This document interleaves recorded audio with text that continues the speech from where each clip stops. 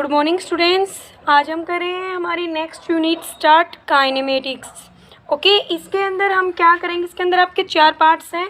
जो आपका first part है वो है आपका यूनिफॉर्म मोशन। तो आज हम करेंगे what is the uniform motion, motion क्या होता है, उसके मोशंस को डिस्क्राइब करने के लिए हमें कौन सी फिजिक्स की चाहिए होती है। ठीक है, तो मोशन क्या होता है ये तो आपको पता है, change in the position of object. Means क्या है, जब तक मान लो कोई ऑब्जेक्ट, मान लो एक ये ऑब्जेक्ट है ए, ठीक है, ये रेस्ट में है तो इसकी कोई पोजीशन चेंज नहीं हो रही। हमेशा फिजिक्स के अंदर 2 फैक्टर इंपॉर्टेंट होते हैं, जिनमें से एक फैक्टर है आपका पोजीशन। यदि आपको पोजीशन आप उस ऑब्जेक्ट की पता है तो आप उस ऑब्जेक्ट के बारे में एवरीथिंग कैलकुलेट कर सकते हो। जैसे ये ऑब्जेक्ट यहाँ बैठी है तो इसकी पोजीशन में कोई चेंज ही नहीं आ रहा। जैसे ही मोशन स्टार्ट कर देती है, मोशन स्टार्ट करके मान लो ये यहाँ आ जाती है, तो इसका मतलब देखो इसकी पोजीशन क्या हो रही है, चेंज हो रही है। तो तब ही हम उसको क्या बोल सकते हैं, मोशन। उसके बाद आपका होता है word uniform motion. Uniform motion क्या होता है, यूनिफॉर्म होता है फिक्स्ड। अब यहाँ देखो, मान लो पहले ऑब्जेक्ट ए थी, जिस पॉइंट पे थी वो था 1 मीटर। दोबारा वो अपनी मोशंस करके अपनी पोजीशन को चेंज कर देती है और इस पॉइंट पे आ जाती है तो 2 मीटर। उसके बाद वो थर्ड मोशन करके किसी अनदर पॉइंट पे आ जाती है जो है 3 मीटर पे। ओके, पोजीशन पता है आपको। अब इन दोनों का डिफरेंस करो, उसने कितनी डिस्टेंस ट्रेवल की, 1 मीटर। इधर भी उसने कितनी डिस्टेंस की, 1 मीटर। देखो चेंज हो रहा है पोजीशन के अंदर। ठीक है, पहले वो 1 मीटर पे थी, फिर 2 मीटर पे थी, फिर 3 मीटर पे थी, बट उनका जो डिफरेंस है, पोजीशन का डिफरेंस है, जो पोजीशन में चेंज हो रहा है वो है 1 मीटर। आगे भी ये जाए यदि, तो जो इस टाइप का मोशन है, मीन्स जहाँ आपके पार्टिकल की पोजीशन तो चेंज हो रही है बट जो चेंज आ रहा है ना वो यदि आपका सेम है तो उसको बोलोगे आप यूनिफॉर्म मोशन। अदरवाइज़ यदि आपकी पोजीशन में जो चेंज हो रहा है वो यूनिफॉर्म नहीं है तब वो आपका हो जाएगा वो नॉन यूनिफॉर्म मोशन। उसके बाद है मैकेनिक्स। मैकेनिक्स नाम से ही पता चल रहा है मैकेनिक्स क्या होता है। मैकेनिक्स आपकी फिजिक्स की वो ब्रांच है जिसके अंदर हम मटेरियल ऑब्जेक्ट, मीन्स जिनका मास एग्जिस्ट करता है, जिनकी पोजीशन एग्जिस्ट करती है। जैसे पार्टिकल तो हमारे इलेक्ट्रॉन भी होते हैं बट उनके जो मास है बहुत कम होते हैं, तो उनके एक बार हम इनके कंपैरिजन में नेगलेक्ट कर रहे हैं। हम बात कर लें मटेरियल ऑब्जेक्ट जिनका मास ज़्यादा होता है, जैसे लाइक डैट हम हैं। ओके, जो मटेरियल ऑब्जेक्ट के मोशन को स्टडी करता है वो आपका है मैकेनिक्स। तो मैकेनिक्स को आप क्या बोलोगे, the branch of physics which deal with the study of motion of material object is called mechanics. The branch of the mechanics are statics, kinematics, dynamic. ठीक है, तो उसके बाद आज हम इनको डिफाइन करेंगे। अब आप ये देखो स्टैटिक्स क्या होता है। ठीक है, स्टैटिक्स,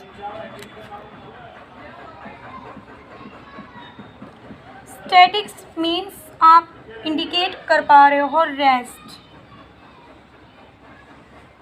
आप इसकी डेफिनेशन लिख सकते हो, द ब्रांच ऑफ मैकेनिक्स, क्योंकि ये मैकेनिक्स की ब्रांच है, या फिजिक्स वर्ड नहीं यूज करना। The branch of mechanics which deals with the study which deals with the study of material objects which is at rest.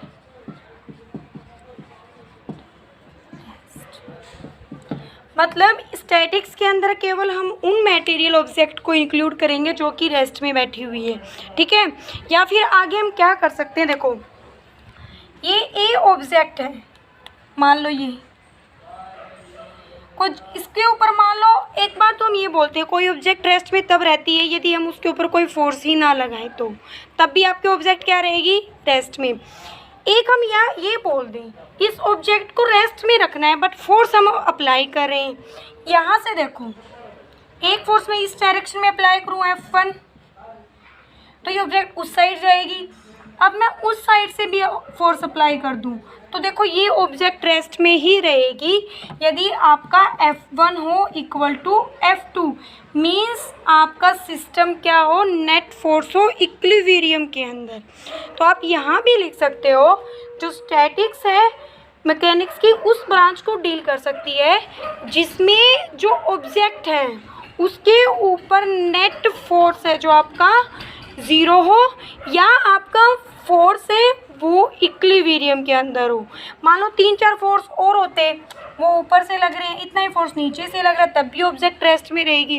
लेकिन यदि इनका मैग्नीट्यूड सेम नहीं होगा तो उस केस के अंदर सिस्टम आपका इक्विलिब्रियम के अंदर नहीं होगा तो मोशन होगा, तो वो आपका स्टैटिक्स के अंदर इंक्लूड नहीं होगा। उसके बाद नेक्स्ट आता है आपका काइनेमेटिक्स। काइनेमेटिक्स क्या है, काइनेमेटिक्स के अंदर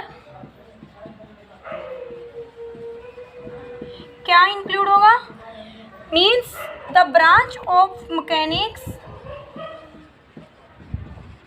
the branch of mechanics which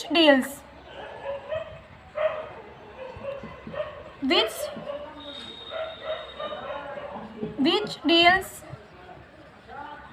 with the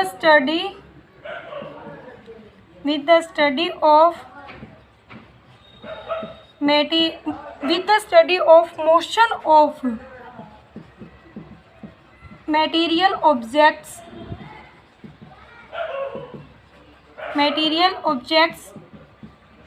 without taking account of causes of motion। देखो इसका क्या मीनिंग है। काइनेमेटिक्स को मैं पहले थोड़ा सा एक्सप्लेन कर रही हूँ, उसके बाद मैं डेफिनेशन समझाऊंगी। देखो मान ले कोई ऑब्जेक्ट है यहाँ, ये मूव कर रही है। अब हमें पता है इसके ऊपर जब तक हम फोर्स नहीं अप्लाई करेंगे तब तो वो मूव करेंगी नहीं।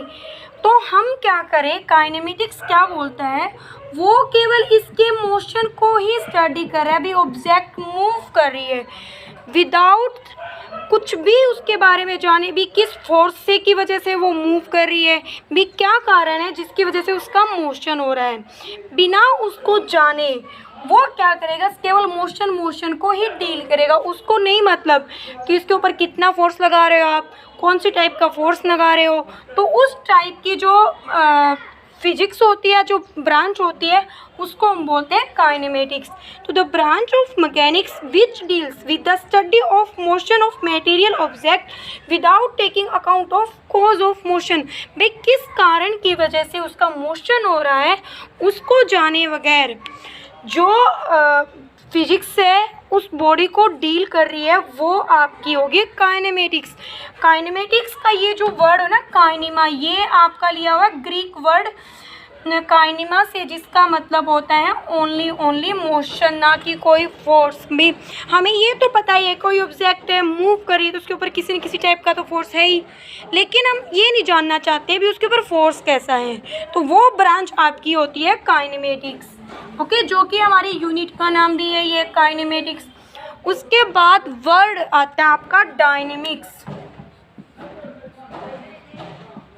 ठीक है। डायनेमिक्स कौन सी ब्रांच होती है, the branch of mechanics, the branch of mechanics which deals with the study of motion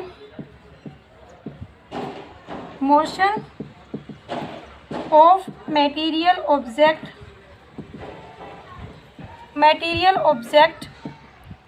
as well as causes of motion।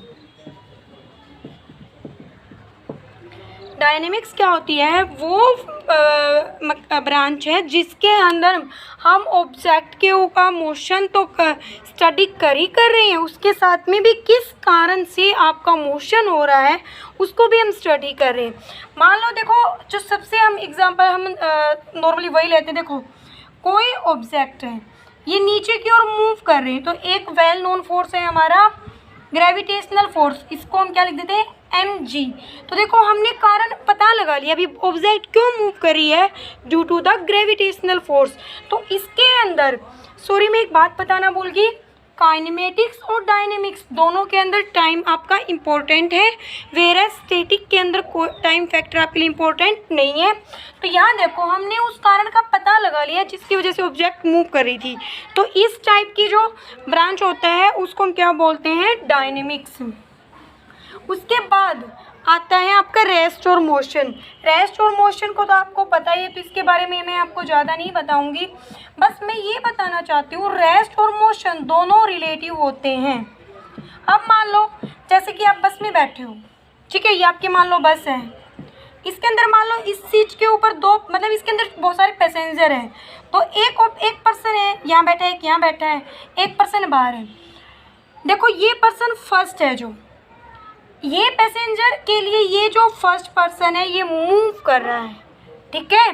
जो आउटसाइड पैसेंजर है, जो आउटसाइड होता है उसके लिए ये मूव कर रहा है, बट ये जो सेकंड पैसेंजर जो इसके पास बैठा है उसके लिए ये क्या है, रेस्ट के अंदर है। तो इस टाइप में हम बोल सकते हैं यदि कोई ऑब्जेक्ट किसी टाइम पे रेस्ट में है तो उस वही ऑब्जेक्ट दूसरे टाइम में हो सकता है मोशन के अंदर हो। देखो ये वन ऑब्जेक्ट है, एक ही टाइम पे मोशन भी कर रही है और रेस्ट में भी है। ये कैसे पॉसिबल हुआ, ये तब पॉसिबल हुआ जब आपके ऑब्जर्वर क्या हैं, डिफरेंट हैं। जो ऑब्जर्वर बाहर है उसके लिए तो ये मोशन में है, और जो ऑब्जर्वर उसके पास ही बैठा है उसके लिए ये ऑब्जेक्ट क्या है, रेस्ट में है। तो इसका मतलब यहाँ से बोल सकते हैं रेस्ट और मोशन दोनों टर्म्स आपके लिए क्या है, रिलेटिव है। ओके।